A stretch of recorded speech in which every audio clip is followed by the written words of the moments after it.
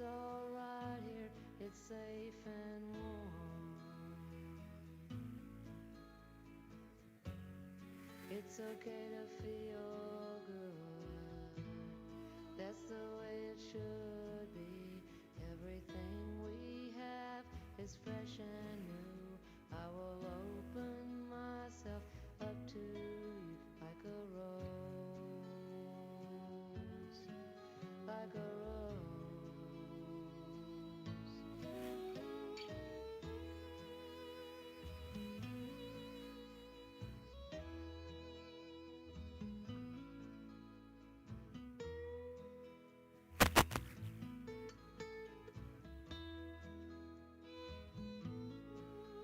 Everything we have is fresh and new. I will open myself up to you like a rose, like a rose.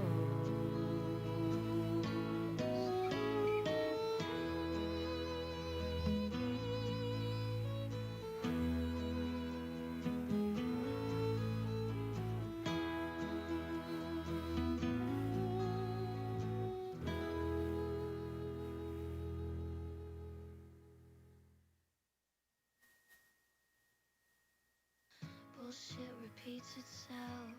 Is that how the saying goes? Been here 1,000 times. Selective memory. I hear it in his eyes. He sees it in my tone. He's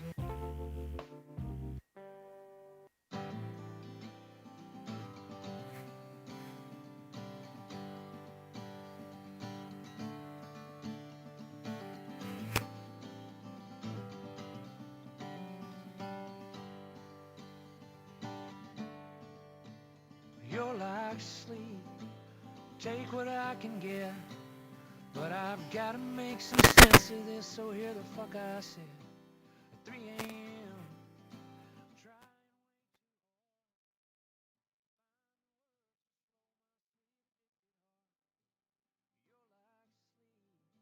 Can't get near enough, and I pretend that I don't need you, and I'm out doing stuff.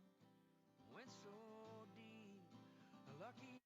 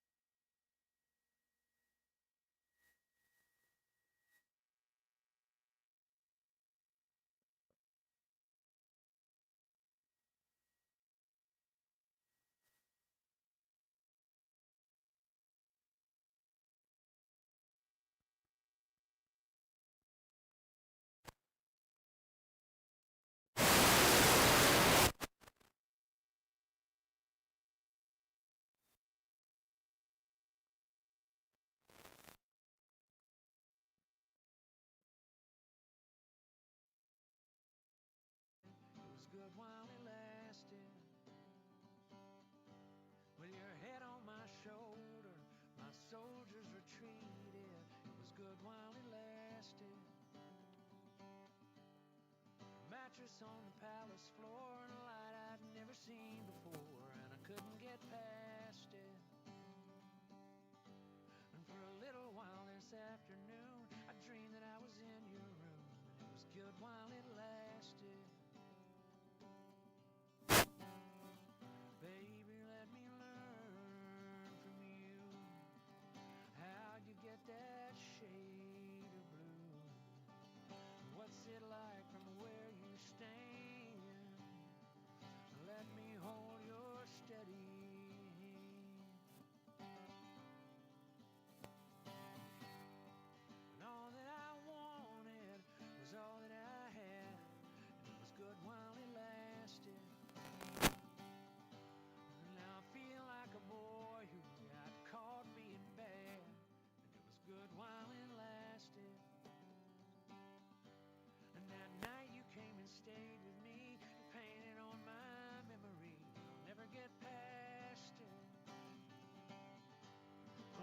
got to hold a piece of you in the evening on the avenue.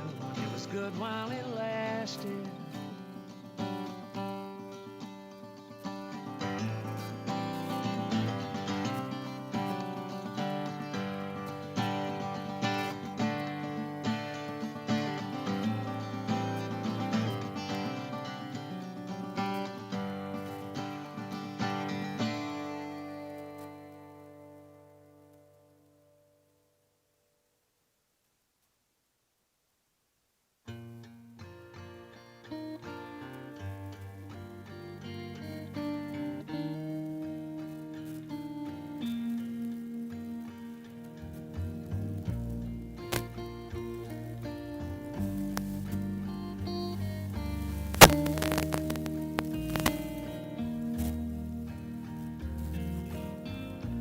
Go find a jukebox and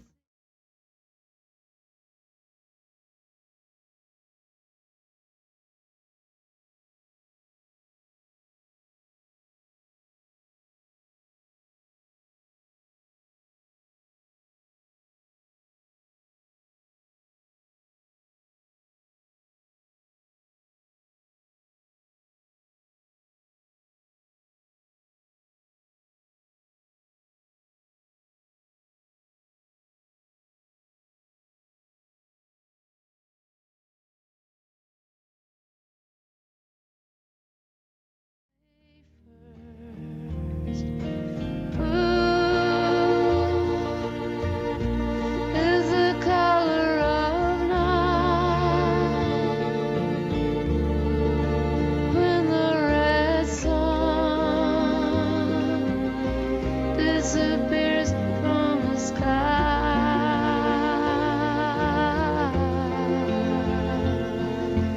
Raven, feathers shiny and black,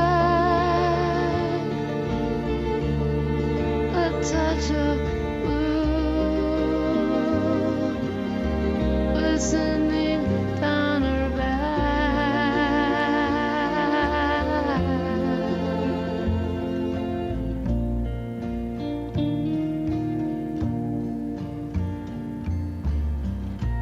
We don't talk about heaven and we don't talk about hell. We come to depend on one another so damn well. So go to confession, whatever gets you through. You can count your blessings, I'll just count on blue. Blue is the color of night when the red sun disappears from the sky.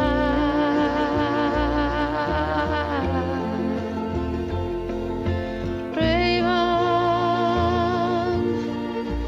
feathers shiny and black, a touch of blue glistening down her back.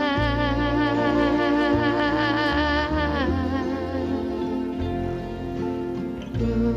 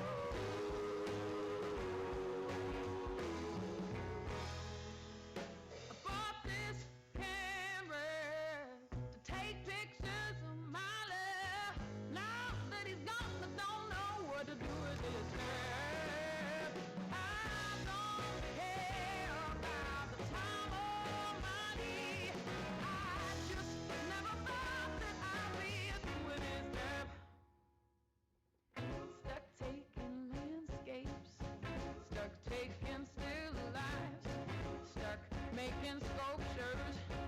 I'm out there taking bad self-portraits of a lonely woman. Bad self-portraits of a lonely girl.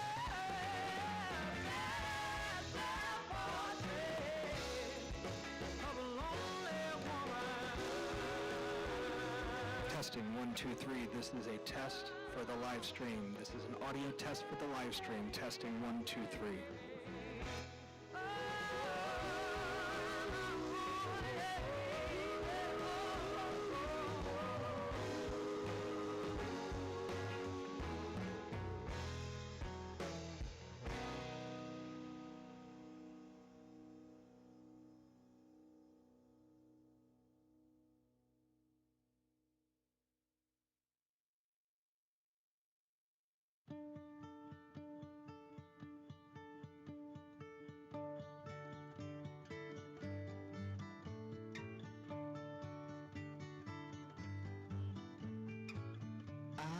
Listen to the wind of my soul. Where I'll end up, well, I think only God really knows. I've sat upon the setting sun, but never, never, never, never, I never wanted water once. Never, never, never.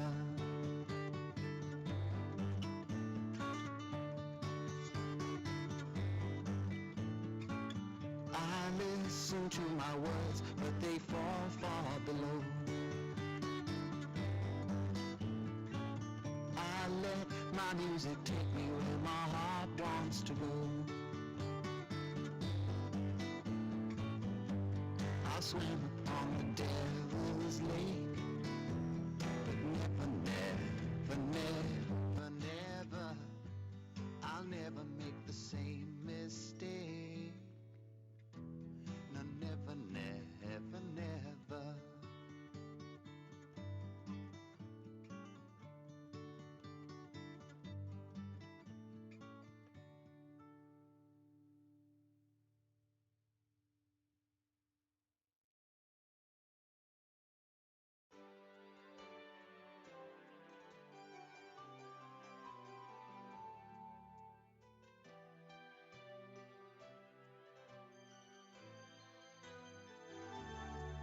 From a distance, the world looks blue and green, and the snow-capped mountains white. From a distance, the ocean meets the stream, and the eagle takes to flight.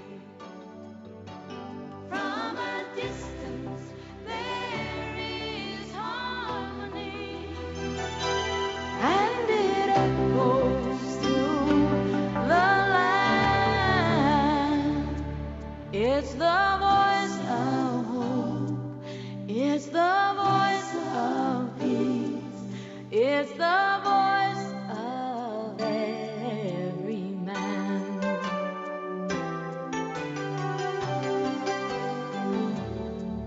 From a distance, we all have enough, and no one is in need.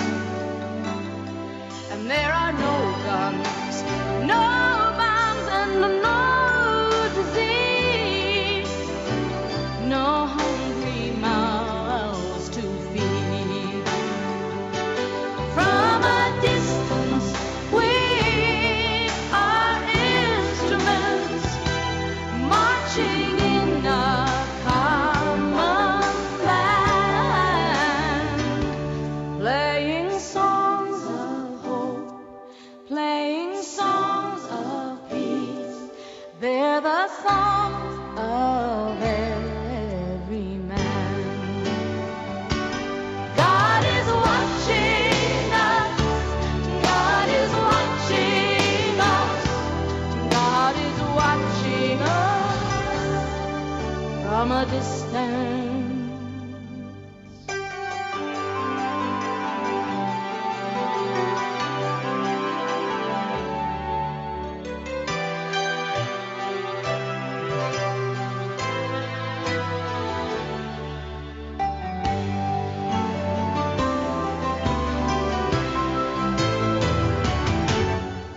a distance, you look like my friend, even though we are at war.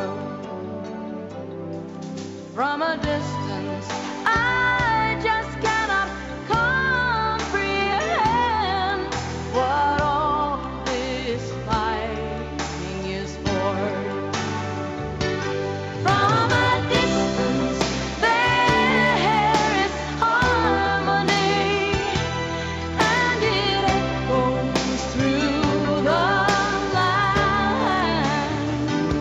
And it's the hope of hopes, it's the love of loves, it's the heart of every man. It's the hope of hopes, it's the love of loves. This is the song of every man. And God is watching us. God is watching us. God is watching us from a distance. Oh, God is watching us. God is watching. God is watching us from a distance.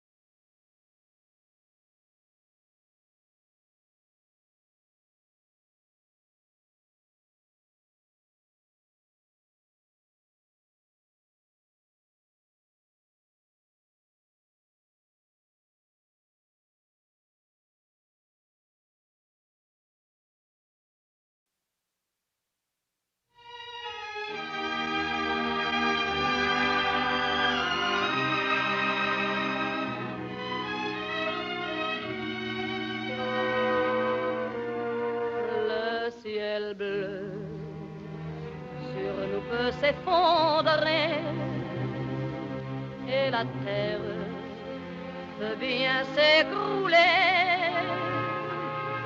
Le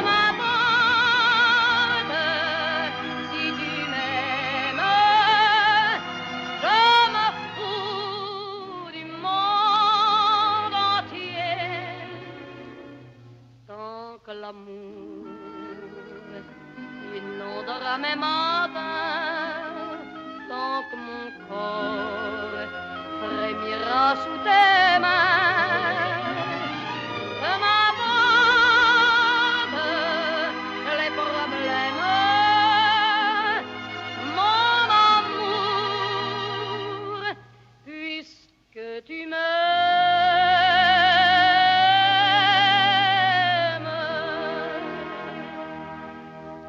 J'irai jusqu'au bout du monde, je me ferai teindre en blonde si tu me le demandais. J'irai décrocher la lune, j'irai voler la fortune si tu me le demandais. Je renierai ma patrie, je renierai mes amis si tu me le demandais.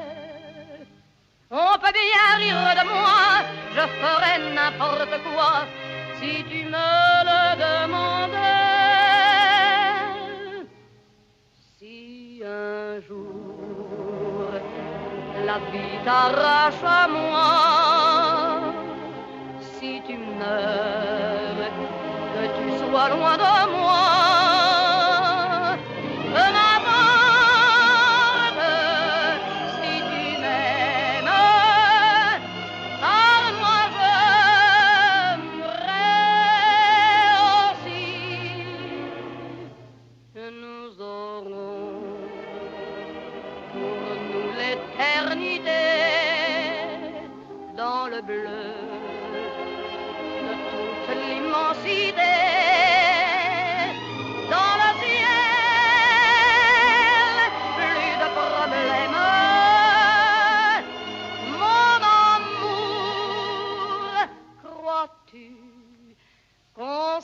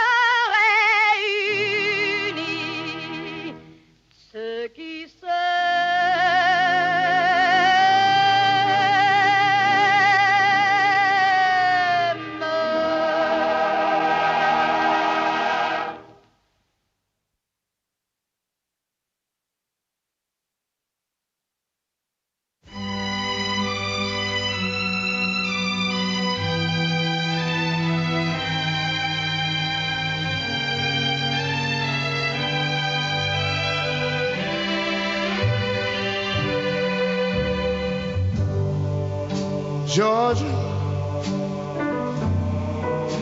Georgia, the whole day through, just an old sweet song keeps Georgia on my mind. Georgia on my mind. I said, Georgia, Georgia, a song of you comes as sweet and clear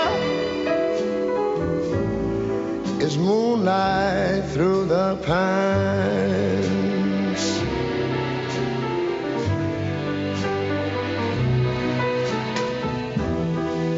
Other arms reach out to me,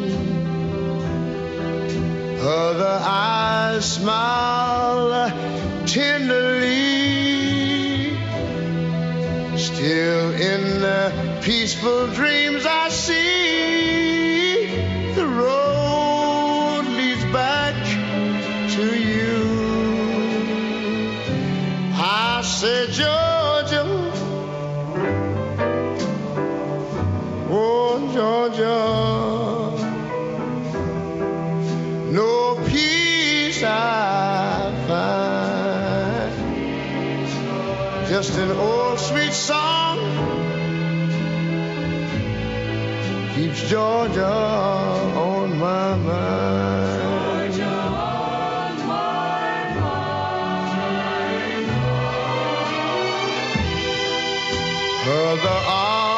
arms reach out to me.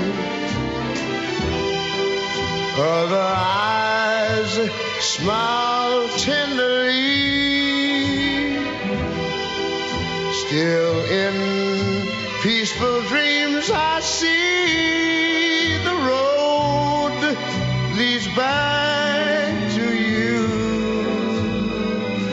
Whoa, Georgia, Georgia. No peace I find. Just an old sweet song keeps Georgia on my mind.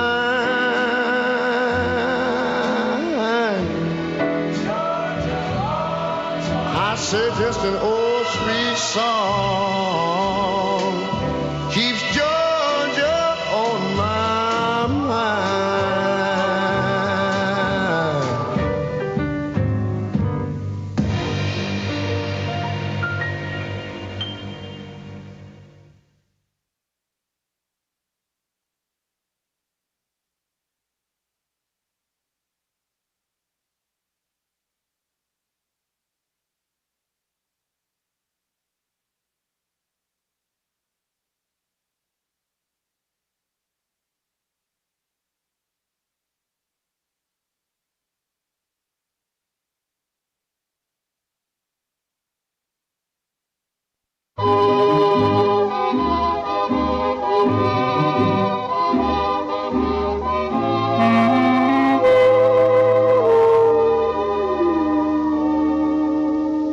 Des yeux qui font baisser les miens, un rire qui se perd sur sa bouche, voilà le portrait sans retouche de l'homme auquel j'appartiens.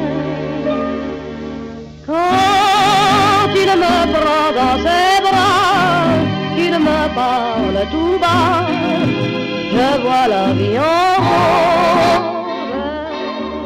Il me dit des mots d'amour, des mots de tous les jours, et ça me fait quelque chose.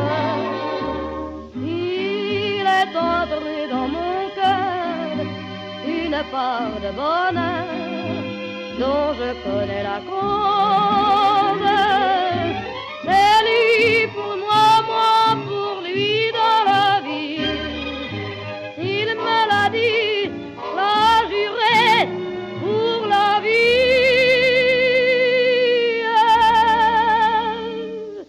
Et dès que je l'aperçois, alors je sens dans moi mon cœur qui bat.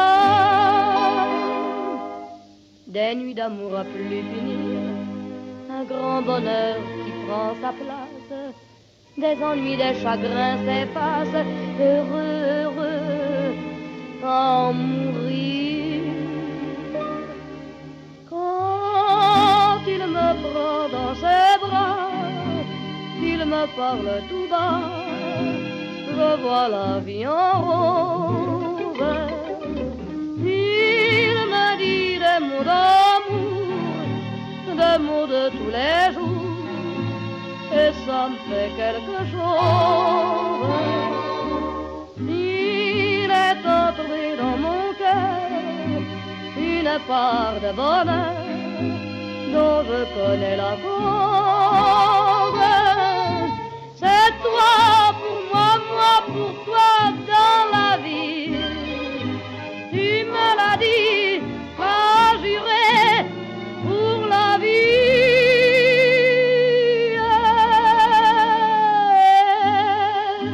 Dès que je t'aperçois, alors je sens dans moi mon cœur qui bat.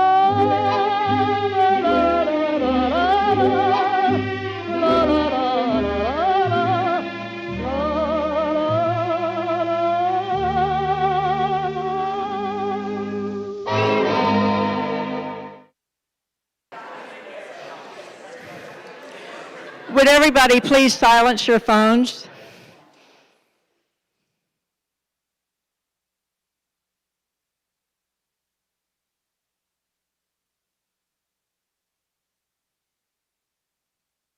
please stand?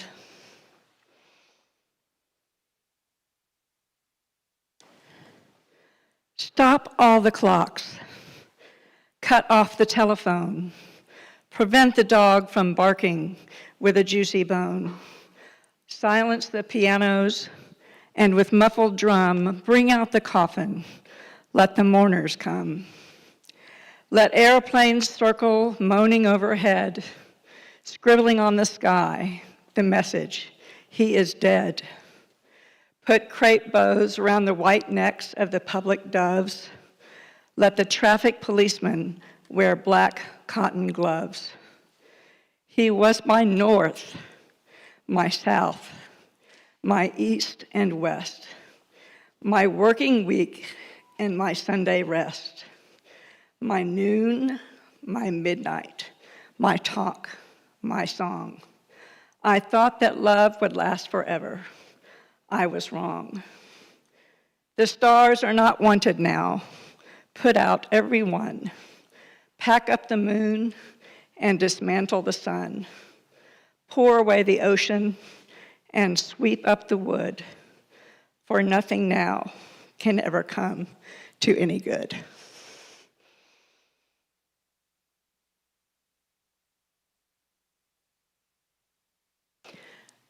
You may be seated.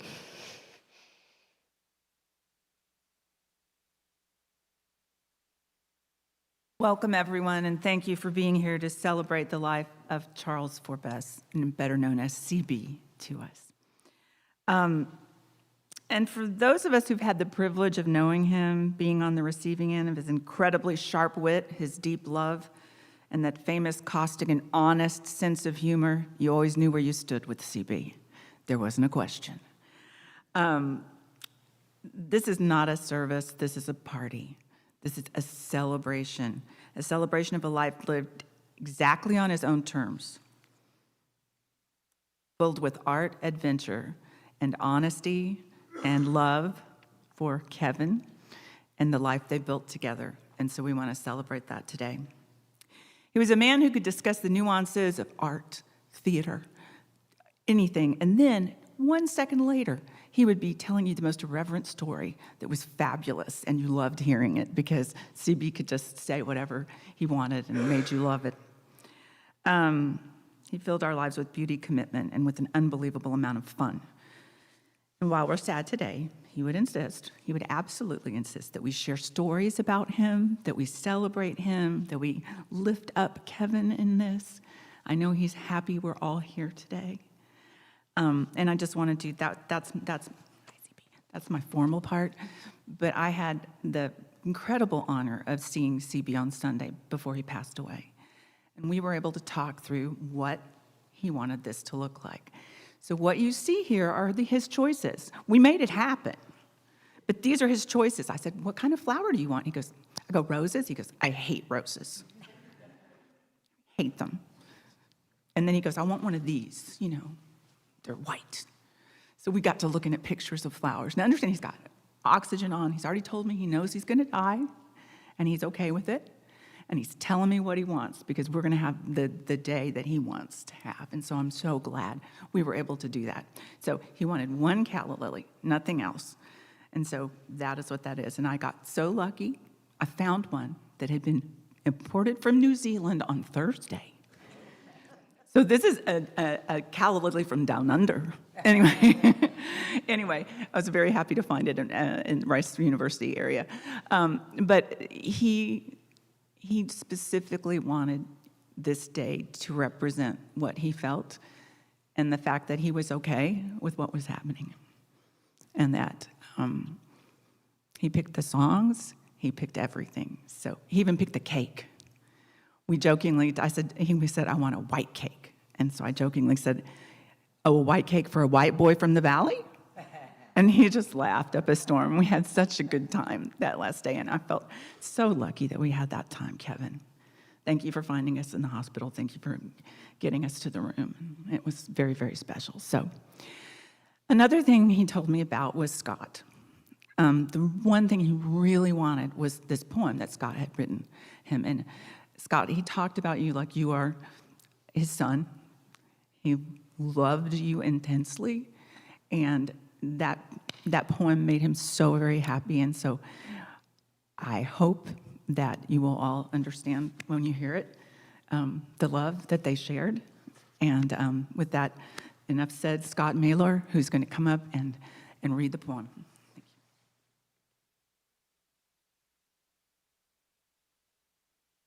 I forgot it. I'm just kidding. I have it. I'm just going to give you a little bit of backstory, and I'm going to give you a few words of wisdom that CB left me.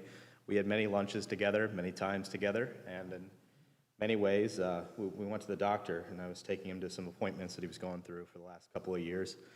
And we would sit there, and they'd be like, "Who are you?" And then one day he goes, "I think he's my grandson." I looked at him, and I said, "Sounds good to me." And so that's just to save time. That's how we did it. But I didn't really have a close relationship with my grandfather, so that is what he became to me. Who you spend the time with. It's the people that teach you those kind of lessons. And it's kind of love that we find in others that maybe some of us were missing. And CB gave me that love I didn't know that I needed. So I wrote a couple of things words of wisdom that he gave me.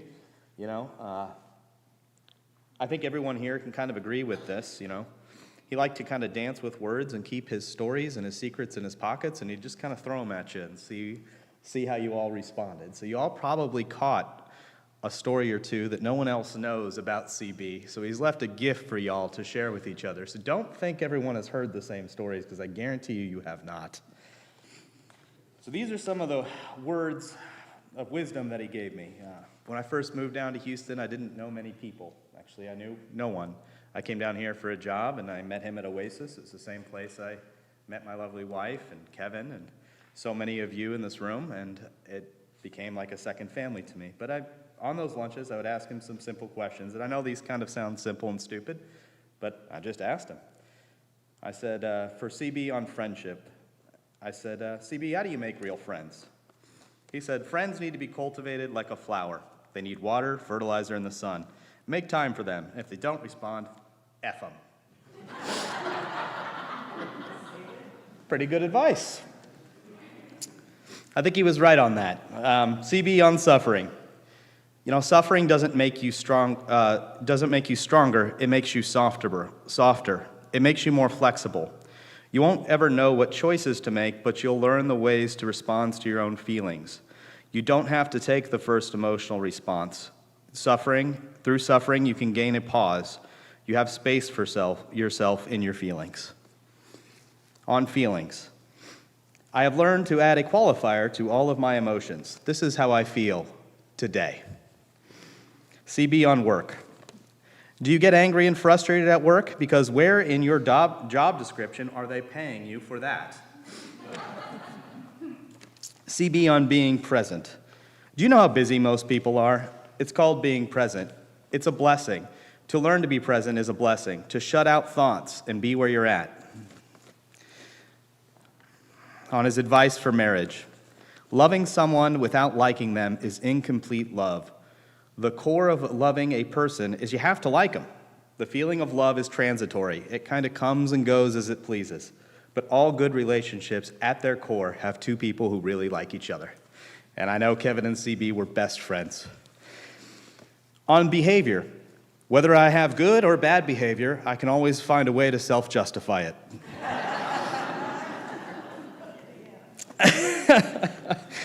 On advice. Listen, Scott, I don't give advice. I have conversations. And those conversations open doors. Get rid of the idea that I give advice. Do you really think I know what I'm going to say next? Surprising myself is one of my favorite things. On responsibility.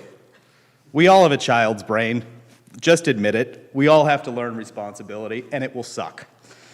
On the future. Quit taking your learning so personally. You know you're going to have a feeling. You claim that feeling, and you own that feeling. Stop being so hard on learning that. You've never done that before. And he was right. On acceptance. Acceptance doesn't mean understanding, because you might not understand what you have to accept. I'm in that feeling right now. On life's purpose. Our purpose is to be kind to each other and to take care of each other. We don't have to look for purpose. It will find us every day. And lastly, CB on quoting people. Anyone who quotes somebody needs to learn to validate themselves. I thought he would enjoy that. For the poem that he liked so much, I was very surprised that he liked it. I'd written other things, and he'd never had a nice word to say about them. So this one, I am going to read. He said it described him. Can a man live at the edge, equal part prophet and equal part fool, wearing wisdom like a tattered coat and ignorance his crown? He speaks with fire, then laughs at the smoke, convinced of himself and ready to burn his own gospel just to see what rises in the ash. Be humble, yes, but stand your ground. Be proud, then kneel before the mirror. Hold your truths tight, and then throw them to the wolves, to see which returns with blood or blessing. There are no sacred hills, only vantage points, and maybe a rock or two worth turning over. We say we're better now, civil, polished, but greed can still hide behind a handshake, and gossip can wear a suit. Aggression can hold a mic, and we clap because we forgot what power really is. So embrace the barbarian. Tear meat with your canines, then read something older than yourself. Drink deeply, not just from cups, but from the ache of being.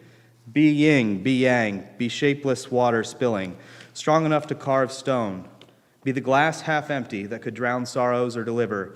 Sip just enough to lose yourself and maybe find a deeper truth. Slip away in a morning fog. Dive into sadness, a sea of sorrows made for you, and dance in the rain until your bones forgive you.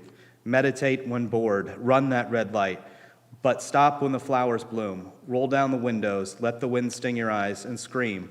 No one can hear you. Live fast, live slow, live. And when the weight gets heavy, set it down, not because you're weak, but because you're wiser. Look at what you carry, the strange shapes of shame, love, memory, and ask, do I need this? Maybe you don't, and maybe, just maybe, what you bore was not a burden, but light, for someone watching from the top of a lighthouse who never stopped hoping you'd find your way back to shore. Thank you, CB. Thank you for everything you did for me.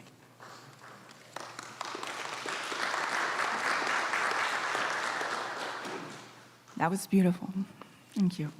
And now, we talked a lot about seasons of life. You know, we have friends from various times and places, and so right now we have Robert Snellgrove, who is a longtime friend of CB's.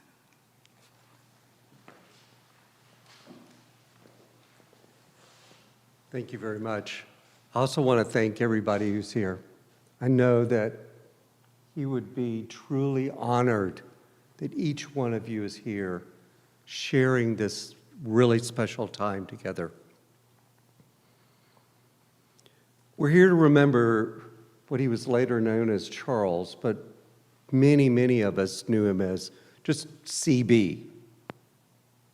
Now, before I go into some of the stories and other things about CB's life, I need to make a really, really important announcement today. That announcement is that CB was no saint.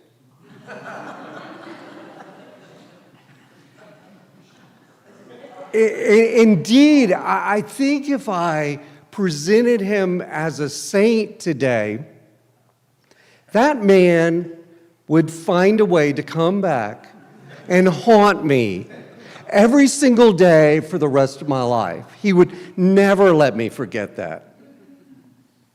No, he wasn't a saint. But that's what we loved about CB. We loved his humanness. He was human. We loved his humanity. Now, I can't really think of a better place to celebrate his life than in this space. That Charles, he loved this place. And it has this beautiful piece of art by, many of you may not know, by a very, very famous world-renowned artist. But I think it's an appropriate place, too, that many of you may not know, but Quakers refer to themselves as the religious society of friendship. And isn't that why we're here today? You know, we're here to remember our friend, our companion, our confidant, our mentor, and at times just a fellow troublemaker. And Charles, he loved to come here years ago on Sunday mornings. Now, a lot of you may not know that. And he loved to tell this one story where he arrived and there was only one other person present. And in Quaker tradition, if you're moved to speak, you simply stand up and you share what might have inspired you. Well, this Sunday, the two of them just sat there for one entire hour, and not one person said a word. And then they both stood up, and CB looked in her eyes and said, "Well, that was nice." And they both walked out. And he would laugh. Now, in the last few years of CB's life, he would frequently call me to talk about his death. He knew he was dying for a very long time. And he would share what he wanted this service to look like. And one of those conversations, because we just had that kind of relationship, in one of those conversations I said, "Okay, CB, how many whalers do you want us to hire?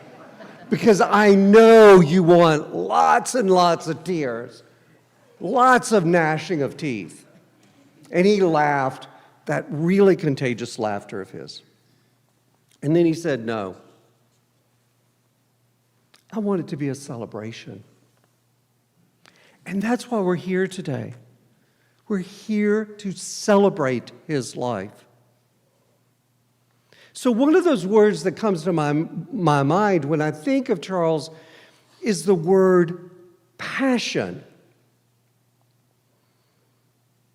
And I shared with him this word, and sharing it actually here today, he liked it. He liked being described that way because CB loved life. He really did. He loved to talk. He really did. He loved to argue. He loved food. He loved music. He loved theater. He loved playing pool with his friends. And let's be honest. He'd kill me if I presented him any other way. He may kill me about this anyway. Charles loved sex. Anybody who really knew him knew he loved to talk about sex. And if coloring outside the lines is divine, then maybe I'm wrong. Maybe indeed he is a saint. Because he brought a whole new meaning to finding the divine within the profane.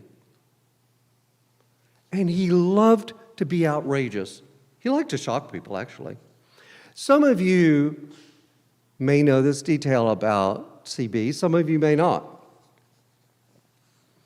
But, well, CB liked to be naked.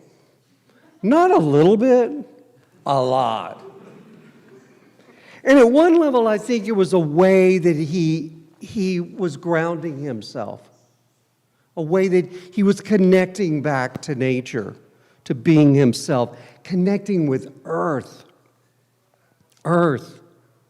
That's another one of those words that comes to mind when I think about Charles.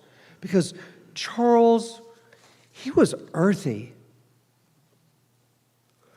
And I don't think about Charles being naked was just a physical experience.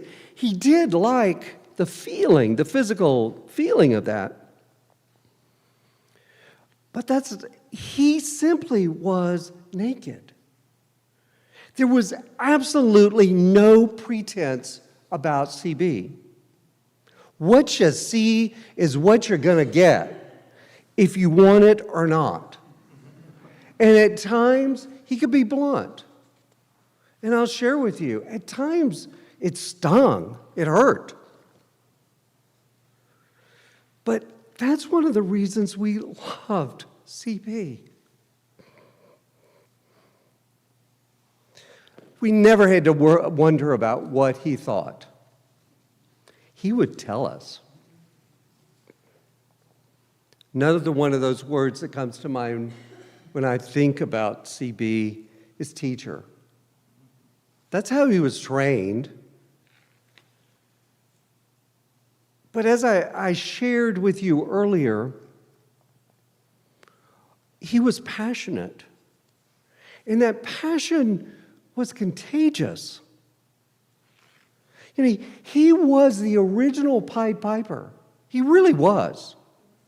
I don't know how he did it. I wish I could add that talent. He was a natural leader.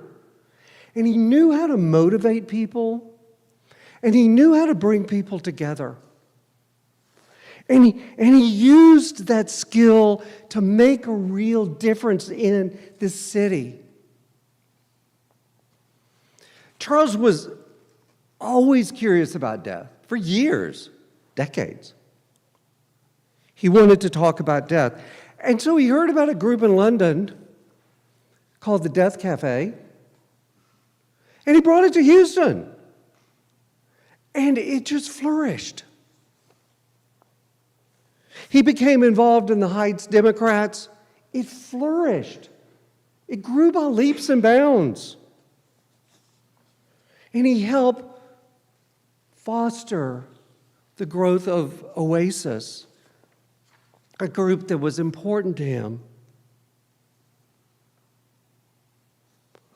On a much more personal note, he was my teacher.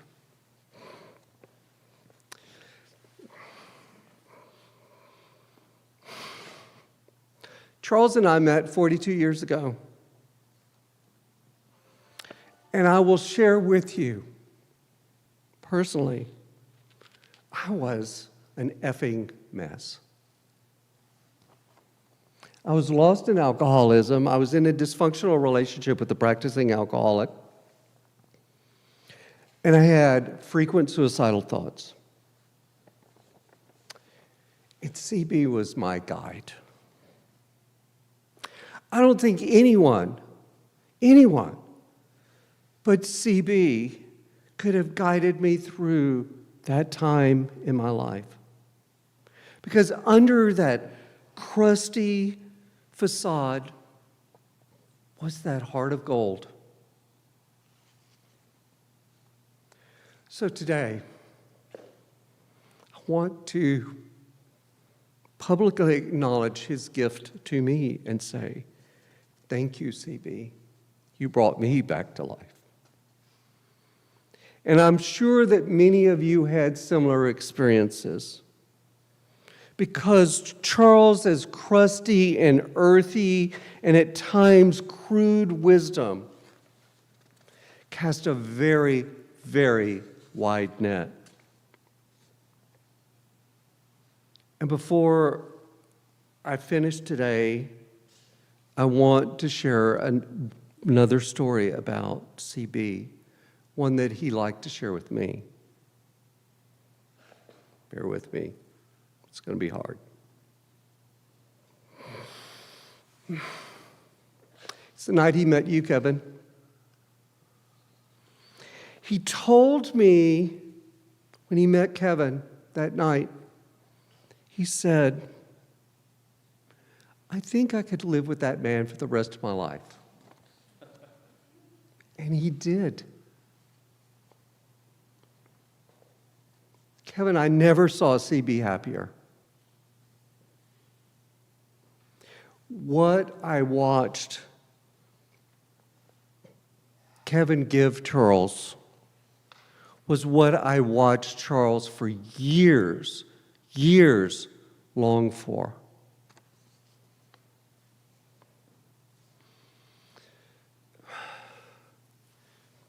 CB's last words to me were, "See you on the other side."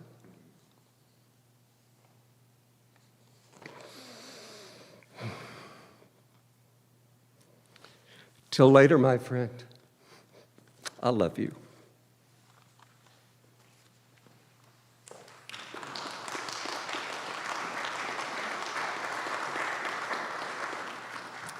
And now we'll hear from his neighbor and good friend, Kip Baxter. That is tough to follow. And I didn't realize how much he really loved being naked. And having been a neighbor of his for 41 years, I'm kind of surprised that it didn't dawn on me he really enjoyed that.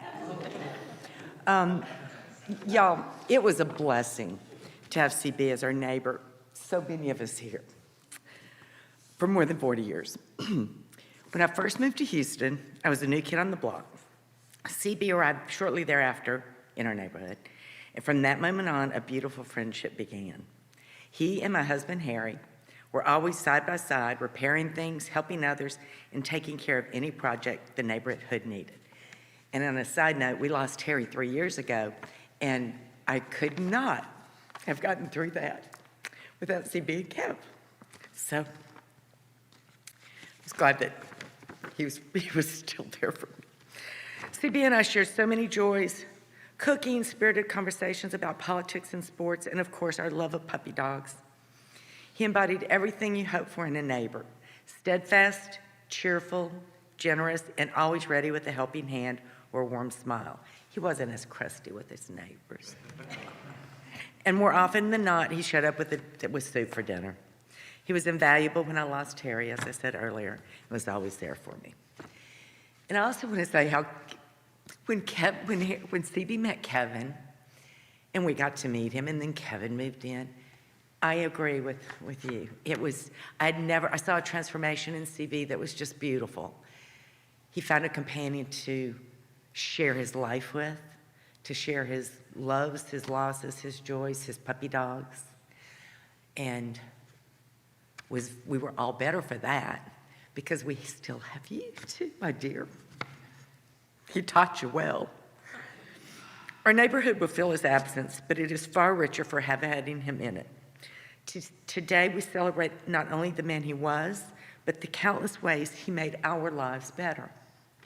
CB truly embodied a life well lived, and we are all grateful to have been part of his story and his life. He will be very missed.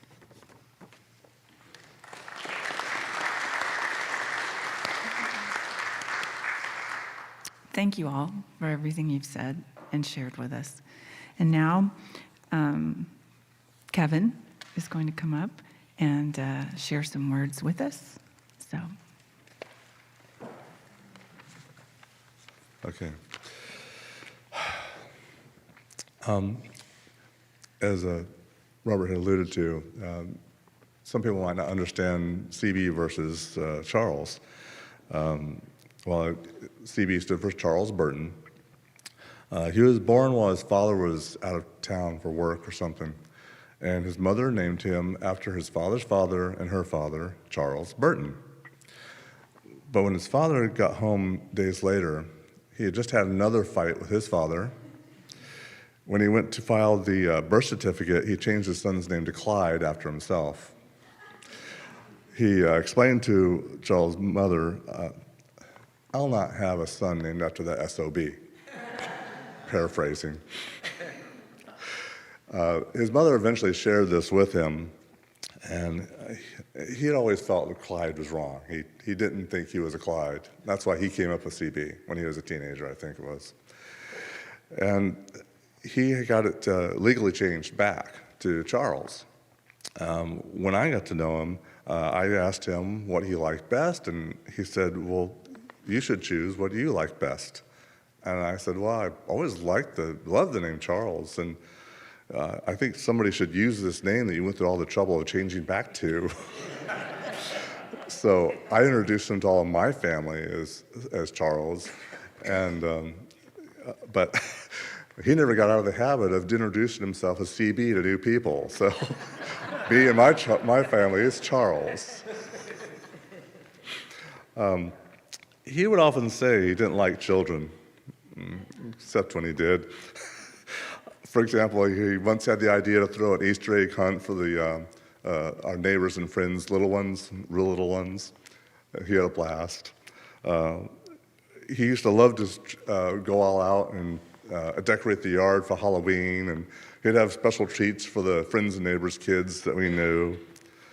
On vacation at a Mexican beach resort, we were there with a cousin and her husband and their children, and this was a trip we considered our honeymoon because we'd just gotten legally married a couple months before. But it was his idea to give my cousin and her husband some alone time, and so he volunteered us to take the girls to the beach. We helped them build sandcastles and listen to their stories about the people who lived in them. And a year later, we were on a cruise, and he made the same offer, this time to two cousins' families, so they could have an adult evening alone, or the four of them could have an adult evening and go to dinner. So we entertained four adorable little girls, and he had the idea to teach them poker, with some slightly less than polite language, listening to lots of giggles. But we definitely got the better of both deals, and he thoroughly enjoyed the company.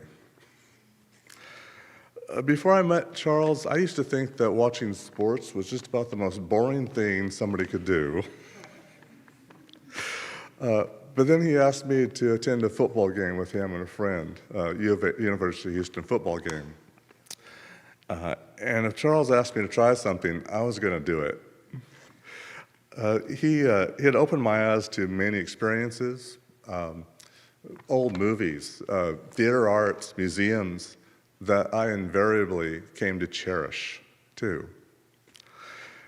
And he knew how to make anything fun, like when we used to sit behind the home team bench and we'd debate which of the football players had the best builds.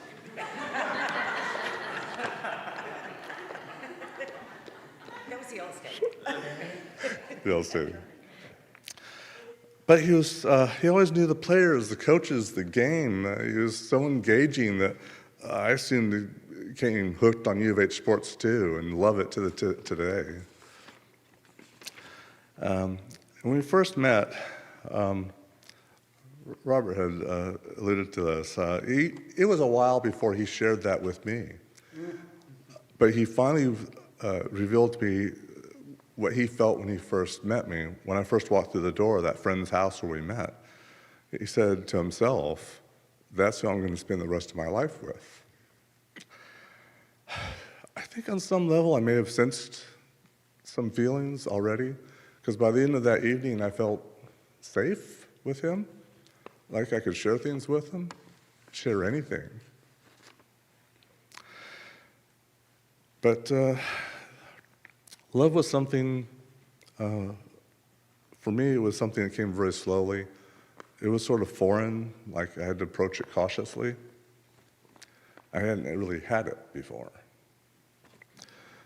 But a little over a year after we were dating, that's when he asked me to move in with him, and it finally dawned on me that the love was there, and probably had been for a while. But I was a little too afraid to acknowledge it. But he knew. He knew from the start.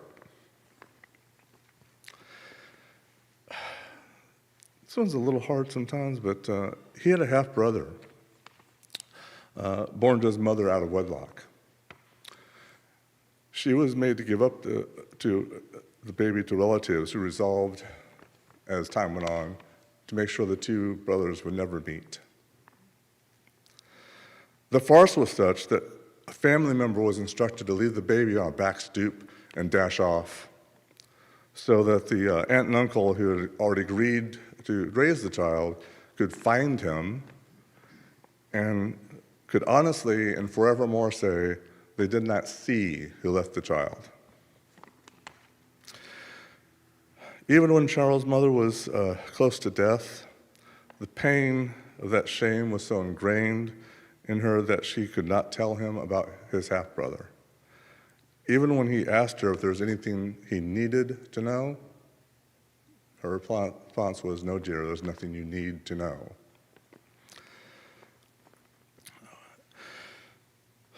She probably thought that she was sparing him some awful truth. But when he finally learned about his brother, it was 4 years after he had died.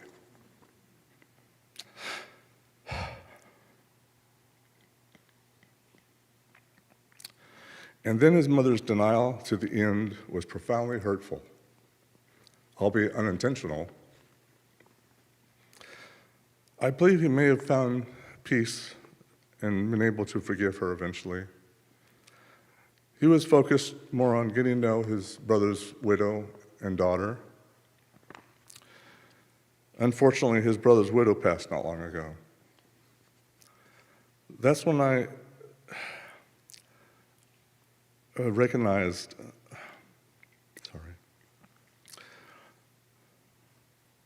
how strong his feelings were. And it was clear that he felt his niece was his last remaining connection to his lost brother. And that he loved and cared for her and wanted to watch over her if he could. So when he recently decided he could no longer drive, he announced that he wanted to gift his car to his niece. I wasn't quite ready to accept that he had reached the stage to not driving anymore. It was too close to the end. But his desire to help her was very clear, and so that is a promise I will keep for him. We didn't often say "I love you" because it was something that we felt from everyday things. We knew it when we kissed each other good morning and good night every day. We knew it when we shared a delicious meal he had prepared for us. We knew it when we settled down to watch TV with our little doggy Ruby curled up between us on the couch. Or when we'd quietly be doing our own things, but in the same room, we knew. When it was hard for him to make his own meals, I was often late to work for trying to make sure he had some breakfast ready to eat in the morning. And cooking oatmeal the way he liked it took many tries. But when he told me a few months ago how much he finally liked my oatmeal, and I think that was one of my favorite "I love yous." So any morning he asked for it, I would stop to cook up a batch, no matter if it may be late for work, so that he would know, "I love you, Charles."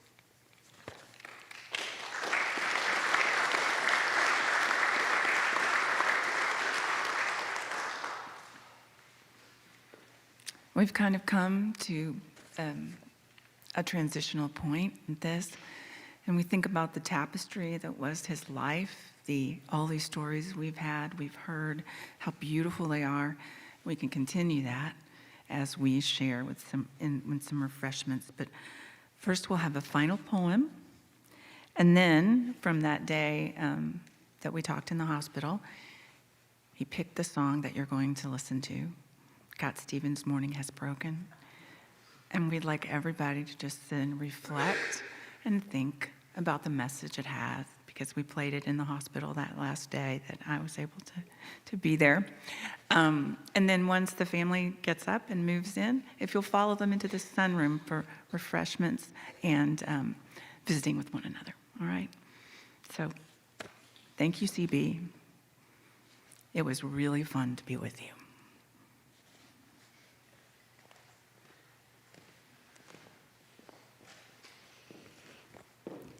If you're so moved, you may close your eyes and see if CB can speak to you through this poem. Do not stand at my grave and weep. I am not there. I do not sleep. I am 1,000 winds that blow. I am the diamond glints on snow. I am the sun on ripened grain. I am the gentle autumn rain. When you awaken in the morning's hush, I am the swift and uplifting rush of quiet birds in circled flight. I am the soft stars that shine at night. Do not stand at my grave and cry. I am not there. I did not die.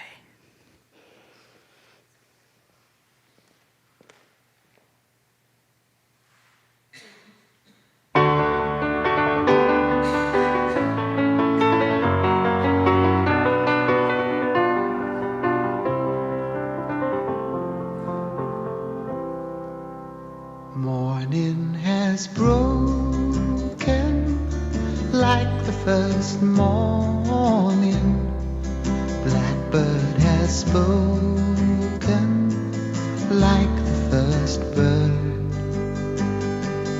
Praise for the singing, praise for the morning, praise for them springing fresh from the world.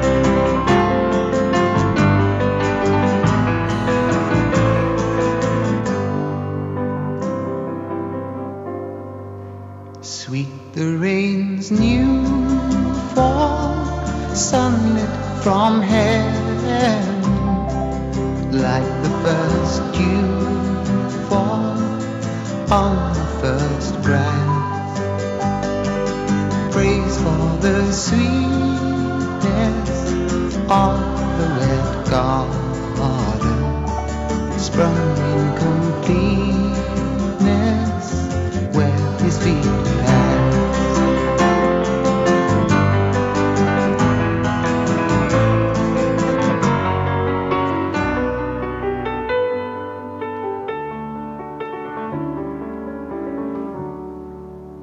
Mine is the sunlight, mine is the morning, born of the one light Eden saw play. Praise with elation, praise every morning, God's recreation of the new.